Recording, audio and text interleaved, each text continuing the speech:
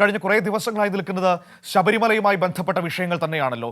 ഈ വിഷയത്തിലെ വളരെ പ്രധാനപ്പെട്ട നീക്കങ്ങളിലേക്കാണ് ഇന്ന് നമ്മൾ പോകുന്നത്. അതിൽ ഏറ്റവും പ്രധാനപ്പെട്ട കാര്യം ദേവസ്വം വിജിലൻസിന്റെ അന്തിമ റിപ്പോർട്ട് വെള്ളിയാഴ്ച സമർപ്പിക്കും എന്നതാണ്. ഒപ്പം തന്നെ മറ്റൊരു പ്രധാനപ്പെട്ട കാര്യം, ഈ തട്ടിപ്പിന് കൂട്ടുനിന്ന വിരമിച്ച ഉദ്യോഗസ്ഥർക്കെതിരെ അടക്കം നടപടി സ്വീകരിക്കാൻ ദേവസ്വം ബോർഡ് തീരുമാനിച്ചിരിക്കുന്നു എന്ന മറ്റൊരു പ്രധാനപ്പെട്ട വിവരം കൂടി നമ്മുടെ മുൻപിലേക്ക് വരികയാണ്. നമ്മൾ കണ്ടതാണ് ഇന്നലെ മുരാരി എന്ന് പറയുന്ന ഒരു ഉദ്യോഗസ്ഥനെതിരെ നടപടി സ്വീകരിക്കുന്നത്. ഒപ്പം തന്നെ ഈ വിരമിച്ച ഉദ്യോഗസ്ഥരുടെ പെൻഷനും മറ്റ് ആനുകൂല്യങ്ങളും ഒക്കെ തടയാനാണ് ഇപ്പോൾ ദേവസ്വം ബോർഡിന്റെ തീരുമാനം. ദേവസ്വം ബോർഡിന്റെ നിർണായക യോഗം ഇന്നും തിരുവനന്തപുരത്ത് ചേരുകയും ചെയ്യും. ഇപ്പോൾ വിവരങ്ങളുമായി കമലേഷ് തിരുവനന്തപുരത്ത് നിന്ന് നമ്മളോടൊപ്പം ചേരുകയാണ്. നോക്കാം എന്തൊക്കെയാണ് ദേവസ്വം ബോർഡിന്റെ തീരുമാനങ്ങളെന്ന്. Kamlesh, good morning.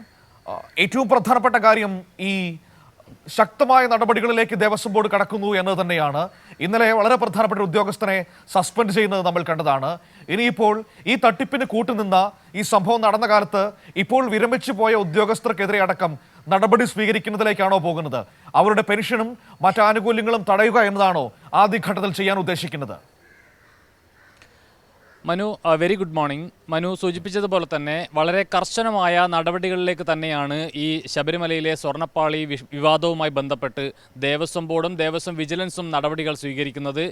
കഴിഞ്ഞ ദിവസം മനു സൂചിപ്പിച്ചതുപോലെ തന്നെ കഴിഞ്ഞ ദിവസം ദേവസ്വം ബോർഡിൻ്റെ യോഗം തിരുവനന്തപുരത്തെ ദേവസ്വം ആസ്ഥാനത്ത് ചേർന്നിരുന്നു. ഈ യോഗത്തിലാണ് 2019 അവിടെ അഡ്മിനിസ്ട്രേറ്റീവ് ഓഫീസറായിരുന്ന മുരാരി ബാബു എന്ന ഉദ്യോഗസ്ഥനെ ഈ സ്വർണ്ണപ്പാളി അത് ചെമ്പാണ് എന്ന് രേഖപ്പെടുത്തി ഈ രേഖയുണ്ടാക്കിയ ഉദ്യോഗസ്ഥനാണ് മുരാരി ബാബു.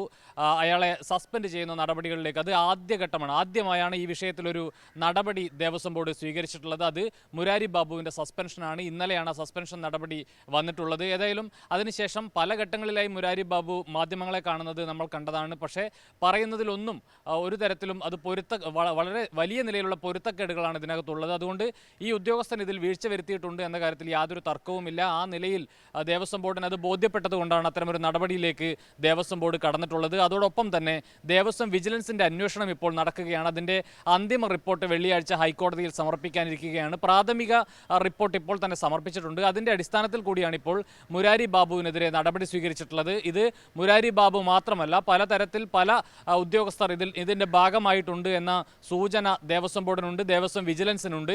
അതുകൊണ്ട് തന്നെ ഈ അന്തിമ റിപ്പോർട്ട് വരുന്ന മുറയ്ക്ക് കൂടുതൽ ഉദ്യോഗസ്ഥർക്കെതിരെ കർശനമായ നടപടി ദേവസ്വം ബോർഡ് സ്വീകരിക്കുമെന്ന കാര്യത്തിൽ യാതൊരു തർക്കവുമില്ല. ഇന്നും ദേവസ്വം ബോർഡിന്റെ യോഗം തിരുവനന്തപുരത്ത് ചേരുന്നുണ്ട് ഈ വിഷയവുമായി ബന്ധപ്പെട്ട്.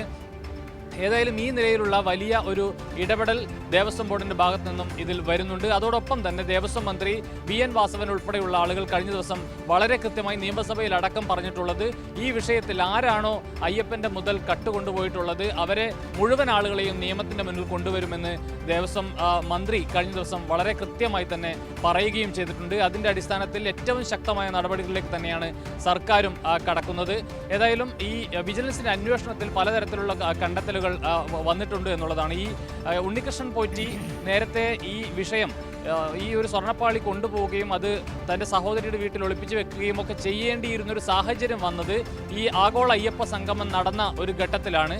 അതിനു മുൻപ് ഈ സ്വർണ്ണപ്പാളി ഏത് വിധേനയും അത് ഈ സ്ട്രോങ് റൂമിൽ എത്തിച്ച് ദേവസ്വം ബോർഡിനെ മൊത്തത്തിൽ ദേവസ്വം ബോർഡിനെയും ഉദ്യോഗസ്ഥരെയും കുരുക്കാനുള്ള ഒരു ഇടപെടലായിരുന്നു, അല്ലെങ്കിൽ അത്തരമൊരു ഉദ്ദേശമായിരുന്നു ഈ ഉണ്ണികൃഷ്ണൻ പോറ്റിക്ക് ഉണ്ടായിരുന്നത്. പക്ഷേ ആഗോള അയ്യപ്പ സംഗമം നടക്കുന്ന വേളയിൽ അത് തിരിച്ചു കൊണ്ടുവെക്കാൻ സാധിച്ചില്ല.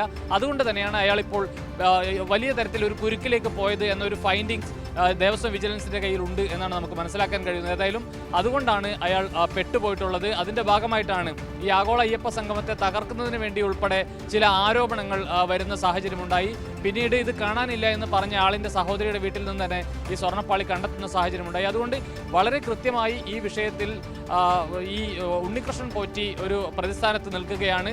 ആരാണ് ഉണ്ണികൃഷ്ണൻ പോറ്റിയുടെ പിന്നിൽ കളിച്ചത് എന്നതാണ് ഭരണപക്ഷം വളരെ കൃത്യമായി ഇന്നലെ നിയമസഭയിൽ ഉൾപ്പെടെ ചോദിച്ചിട്ടുള്ളത്. അതിന്റെ പിന്നിൽ പ്രതിപക്ഷമുണ്ട് എന്ന സൂചന നേരത്തെ തന്നെ പുറത്തു വന്നിരുന്നു. ഈ ആഗോള അയ്യപ്പ സംഗമത്തെ ഇല്ലാതാക്കുന്നതിന് വേണ്ടിയിട്ടുള്ള ഇടപെടലായിരുന്നു ഉണ്ണികൃഷ്ണൻ പോറ്റിയുടെ നേതൃത്വത്തിൽ.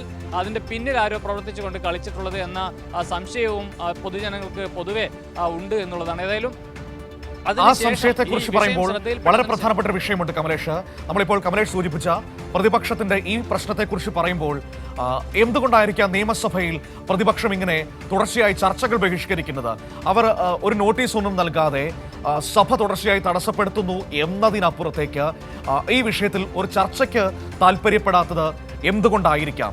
അങ്ങനെ ചർച്ച വന്നാൽ അതൊരു പരാജയമായി മാറും, അല്ലെങ്കിൽ അത് തങ്ങളെ പ്രതിരോധത്തിലാക്കും എന്ന ചിന്തയാണോ പ്രതിപക്ഷത്തെ തുടർച്ചയായി സഭ തടസ്സപ്പെടുത്തി വിഷയം ഇങ്ങനെ കത്തിച്ചു നിർത്തുക എന്നതിൽ എന്ന ഒരു തന്ത്രത്തിലേക്ക് അവരെ എത്തിച്ചിരിക്കുന്നത്? മനു, തീർച്ചയായും ആ നിലയിൽ തന്നെ വേണം കരുതാൻ. എന്തായാലും ഈ വിഷയത്തിൽ തീർത്തും ആത്മവിശ്വാസം ഇല്ലാത്ത നിലയിലാണ് പ്രതിപക്ഷം ഇടപെട്ടുകൊണ്ടിരിക്കുന്നത്. ഈ വിഷയത്തിൽ എന്ന് മാത്രമല്ല, ഈ കുറി നിയമസഭയുടെ 15ാം സമ്മേളനം ചേർന്നതിന് ശേഷം ഇങ്ങോട്ട് ഒരു തരത്തിലുള്ള ഒരു പ്രതിരോധവും സർക്കാരിന് മേൽ ചെലുത്താൻ അല്ലെങ്കിൽ ഏതെങ്കിലും തരത്തിലുള്ള സമ്മർദ്ദത്തിലാക്കാൻ കഴിഞ്ഞിട്ടില്ല. അത്തരത്തിലുള്ള വിഷയങ്ങളൊന്നും തന്നെ പ്രതിപക്ഷത്തിന് കിട്ടിയിട്ടില്ല. ആകെ സമ്മേളിച്ചതിൽ ഒരു 4ഓളം അടിയന്തര പ്രമേയങ്ങൾ സർക്കാർ ചർച്ച ചെയ്യുകയും ചെയ്തു. അവിടെയെല്ലാം പ്രതിപക്ഷത്തിന് പാളിപ്പോകുന്ന സാഹചര്യവും കണ്ടു.